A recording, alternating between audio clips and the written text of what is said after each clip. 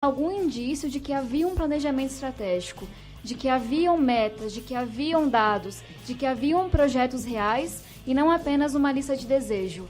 Eu também estou no meu primeiro mandato, eu também estou aqui para construir, mas saio dessa reunião extremamente decepcionada e sentindo que a sua incapacidade de apresentar uma proposta, de saber dados básicos e fundamentais, é um desrespeito, não só à educação, não só ao Ministério, não só ao Parlamento, mas ao Brasil como um todo. Cada vez que o senhor falava, vou chamar meu secretário, posso chamar não sei quem, me vinham à cabeça duas perguntas.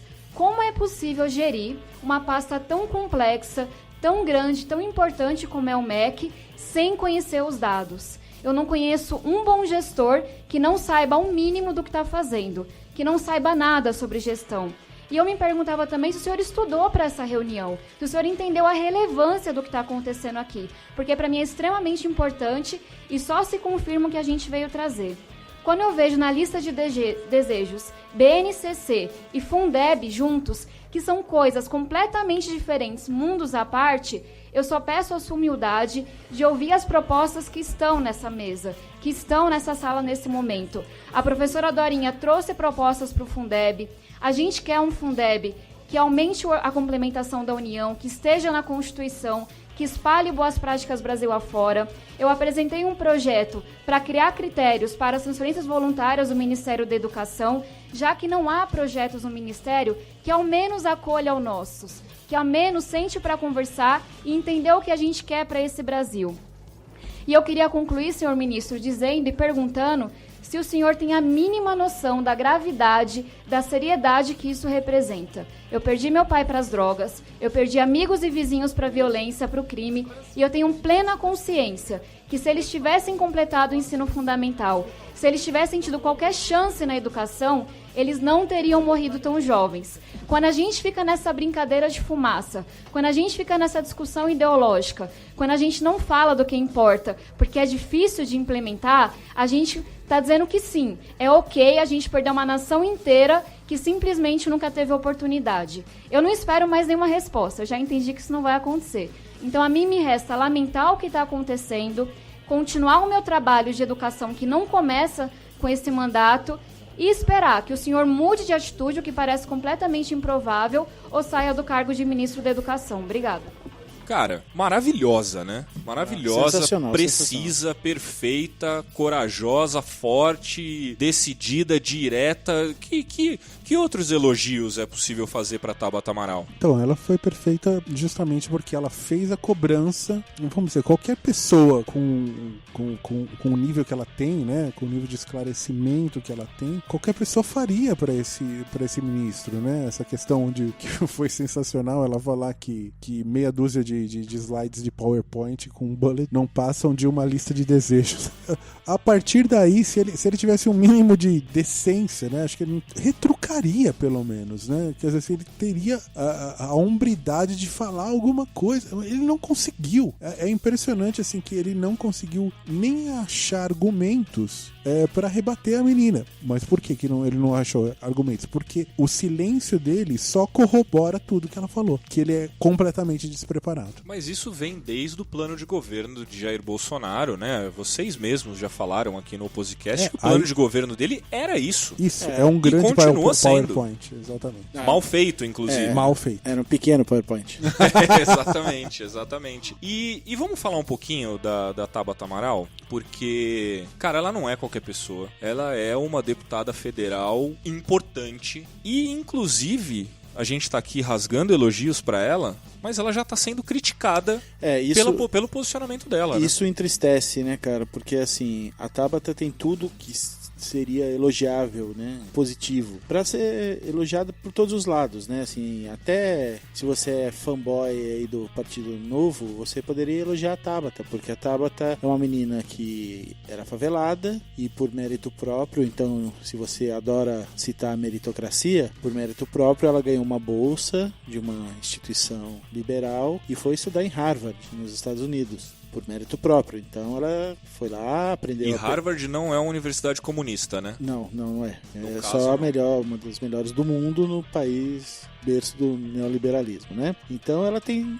todos os méritos. Só que é uma menina que tem uma visão de mundo diferente, diferenciada, e por isso ela não vestiu laranja, só isso. Ela voltou de Harvard e podia muito bem ser uma menininha aí e ter virado uma Betina, e não virou uma Betina, né? Ela usou o diploma dela de Harvard para ter uma visão diferente do mundo, uma visão mais ligada ao social, ligada à educação, já que ela dá tanto valor à educação, o que foi tão importante para a mudança de vida dela. Cara, e a esquerda também era para elogiar a menina de todas as formas, porque a menina que veio de baixo, veio da favela e tem esse posicionamento e tal. E a esquerda tá criticando porque, veja bem, ela não é tão esquerda assim, o partido dela não é tão de esquerda, o partido dela é a favor da reforma da Previdência, o partido dela é o do Ciro Gomes, ela nunca colocou Lula livre nas postagens dela, branca. Então, cara, é mais uma vez a maldita luta pela narrativa ou pelo protagonismo que atrapalha historicamente a esquerda.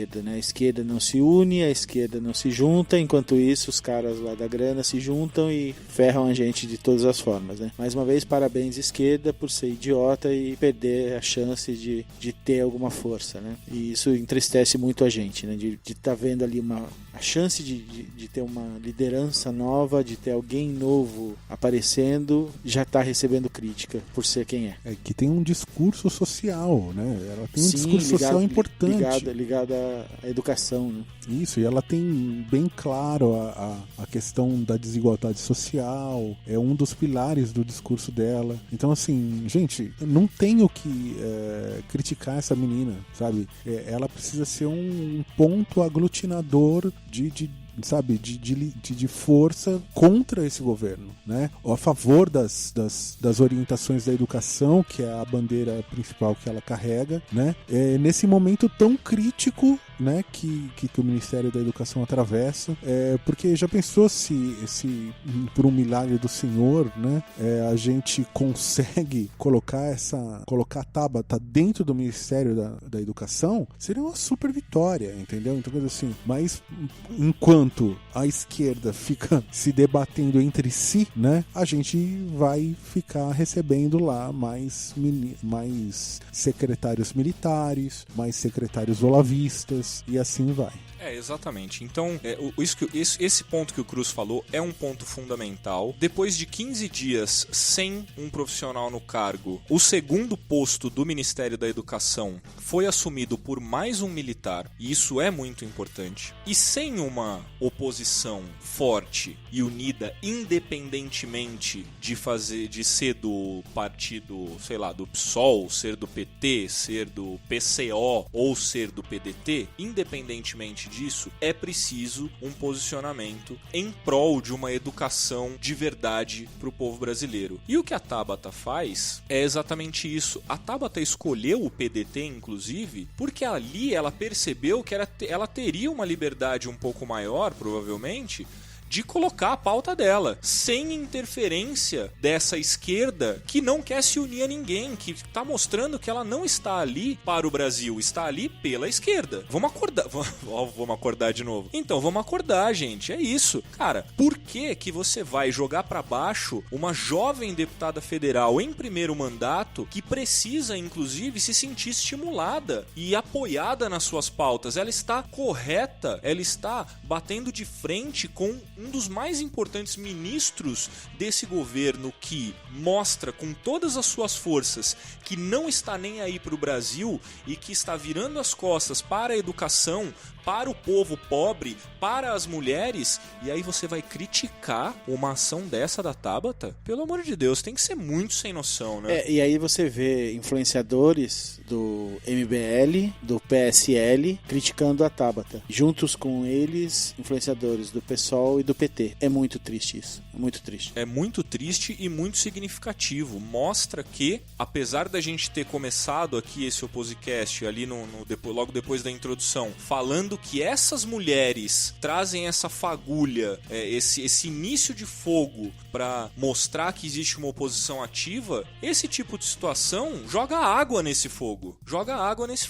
Então, assim, espero que você, meu caro oposicaster, minha cara oposicaster, esteja no time que apoia Tabata Amaral, independentemente do seu partido, independentemente de outras questões, inclusive, que o partido dela defenda ou não. Cara, e essa menina só tem 25 anos. Se você pensar que essa menina tem 25 anos, enfrentou um cara que tem seus 60 e tantos anos, que tem aquele currículo Lattes que a gente citou no último Oposicast, com N cursos, N diplomas, 22 erros bibliográficos e tudo mais, e ela enfrentou e disse pra ele: isso aqui não é um planejamento estratégico, isso aqui é uma lista de desejos, e falou que todo mundo tinha vontade de falar na cara dele. E veja só que interessante, também na mesma reunião, uma outra deputada federal, uma outra jovem deputada federal, essa sim do PSOL, também, e ela viralizou menos. Talvez por ser do PSOL, talvez por não ter o apelo popular que a Tabata Amaral tem, e ela realmente faz